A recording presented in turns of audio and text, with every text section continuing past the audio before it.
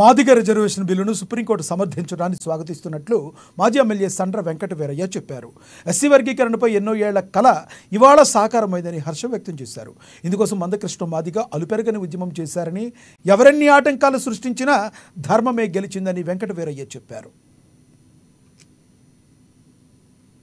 Reservation అంశం supreme court రాజ్యాంగ ధర్మాసనం ఒక చారిత్రాత్మక తీర్పునివ్వడం జరిగింది. ఆ తీర్పు పట్ల బీఆర్ఎస్ పార్టీ తరఫున మా అందరి తరఫున హర్షం వ్యక్తం చేస్తుంది. అనేక దశాబ్దాల పాటు జరిగిన రెండు పెద్ద ప్రజా ఉద్యమాల్లో తెలంగాణ ఉద్యమం విజయం సాధించింది. రెండో ఉద్యమం ఇవాళ వర్గీకరణ ఉద్యమం కూడా అందుకు హర్షం వ్యక్తం చేస్తున్నాం. ఈ రిజర్వేషన్ అంశం మీద అధ్యయనం చేయడానికే 1965 సంవత్సరంలో లాల్ బహదూర్ శాస్త్రి గారి యొక్క మంత్రివర్గం లోకూర్ కమిషన్ వేయటం జరిగింది.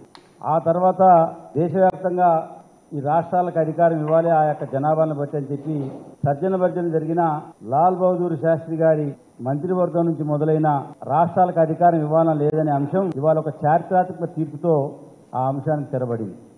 1994 జూలై 7వ తారీఖున ప్రకాశం జిల్లా ఈదుమూడి అనే గ్రామంలో మందాకృష్ణ మాదిగ గారి ఆధ్వర్యంలో ఈ వర్గీకరణ ఉద్యమం బీజం పడింది.